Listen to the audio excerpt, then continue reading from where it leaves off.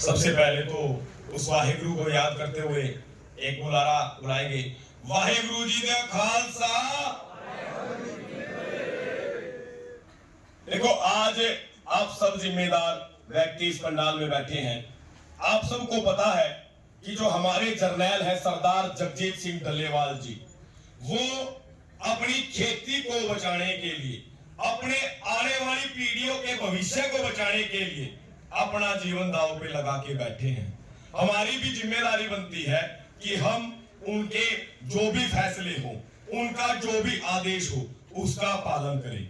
आज हरियाणा से सैकड़ों गांव से किसान अपने खेत का पानी लेके आए हैं, जिस खेत को बचाने के लिए सरदार जगजीत सिंह डल्लेवाल जी पिछले 73 दिनों से आमरण अनशन पे बैठे हैं। आप एक बात देखिएगा, हम सबको मिलकर एक बात समझनी पड़ेगी। जो केंद्र की भाजपा सरकार है, वो हमारी खेती को, वो हमारे देश के किसानों को बर्बाद करने के लिए नई नई नीतियां लेके आती है। अभी हाल ही में सरकार ने अपनी तरफ से एक डाटा साझा किया है। उस डाटा में सरकार ने कहा कि अगर खेती पर 1 रुपया अगर खेती की रिसर्च पे लगाया जाता है तो सरकार को 13 रुपए 85 पैसे उसके वापिस मिलते हैं। सोच सकते हो कि खेती जड़ी है वो कितना बढ़िया और कितना अच्छा व्यापार है। लेकिन सरकार ने साफ सोच रखा है कि खेती को जो व्यापार है, जो बचत है, उसको पूंजीपतियों को देना है। इसलिए खेती पे एमएसपी का गारंटी कानून बना के सरकार नहीं देना चाहती। हमारी सीधी लड़ाई है कि हम सरकार से एमएसपी के गारंटी कानून को लेके ही हटेंगे और जो हमारी अन्य 12 मांगे हैं उनको पूरा करवाने का काम करेंगे। अब आप एक बात देखिएगा, इस देश में सामाजिक और आर्थिक सर्वेक्षण करने वाली जो सरकार की खुद की संस्था है, जिसको NSSO बोलते हैं, नेशनल सैंपल सर्वे ऑफिस, उस संस्था ने, सरकार की संस्था ने ये डाटा दिया है कि 2019 तक इस देश में जो डाटा तैयार किया गया है उसमें से किसानों की खेती से होने वाली इनकम एक दिन की 28 रुपए है। सरकार ने कहा कि एक किसान परिवार महीने में 10,218 रुपए कमा रहा है, लेकिन खेती से होने वाली इनकम उसकी मात्र 3,798 रुपए है। लेकिन उस 3,798 रुपए को लेने के लिए भी एक किसान को 2,959 रुपए अपने घर से लगाने पड़ रहे हैं, अपनी जेब से लगाने पड़ रहे हैं। तो आप सोच सकते हो कि एक महीने में एक किसान परिवार को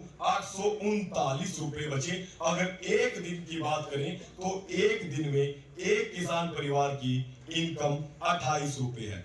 इसलिए सरदार जगजीत सिंह डल्लेवाल जी, जो हमारे पढ़े लिखे, जिनका 44 साल का अनुभव है, जिस नेता ने, देखिए, सब अपना जीवन जीना चाहते हैं। हम भी, अगर मेरा किसी दुर्घटना हो जाए, किसी हमारे साथी को चोट लग जाए, तो हम दवाई लेके कैसे भी करके हॉस्पिटल में भी जिंदा जीना चाहते हैं। लेकिन वो जर्नैल है जिन्होंने अपना जीवन दांव पे लगा दिया तमाम देश के किसानों के लिए, तमाम देश के किसानों के भविष्य को बचाने के लिए।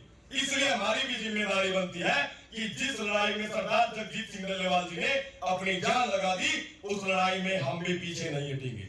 मुझे बड़ी उम्मीद है हरियाणा और पंजाब के लोगों से कि जब भी सरदार जगजीत सिंह डल्लेवाल जी ने हमें याद किया है तो निश्चित तौर पर हम सरदार जगजीत सिंह डल्लेवाल जी के लिए आगे खड़े हुए हैं। अब 12 फरवरी को सरदार जगजीत सिंह डल्लेवाल जी का आह्वान है कि वो सरकार के साथ बात करने से पहले अपने किसान भाइयों के दर्शन करना चाहते हैं। जिस तरह से 4 जनवरी को जितनी बड़ी संख्या में हम सब मिलके खनौरी मोर्चे पे आए थे, अब की बार हमारी जिम्मेदारी बनती है कि उससे बड़ी संख्या में हम अपने गांव से निकल के, अपने खेतों से निकल के सरदार जगजीत सिंह डल्लेवाल जी के लिए 12 फरवरी को खनौरी मोर्चे पे आयोजित जो हमारी किसान महापंचायत है उसमें सभी आएंगे। एक बार हाथ उठा के जिम्मेदारी बता दो, क्या सभी अपने गांव से आएंगे? हरियाणा के भी साथियों से विशेष अपील है कि वो अपने गांव से, अगर पिछली बार 10 की संख्या में आए थे तो अब की बार 20 की संख्या में आना है और इस तानाशाह सरकार को दिखा देना है कि किसान कभी थकता नहीं, किसान के कभी हौसले नीचे नहीं बैठते, किसान लड़ता है और मजबूती से संघर्ष करता है। इसलिए अपने खेत को बचाने के लिए, अपने बच्चों को बचाने के लिए आप सबकी और हमारी जिम्मेदारी है कि हम 12 फरवरी को ज्यादा से ज्यादा संख्या में खनौरी मोर्चे पे आयोजित महापंचायत में आएंगे।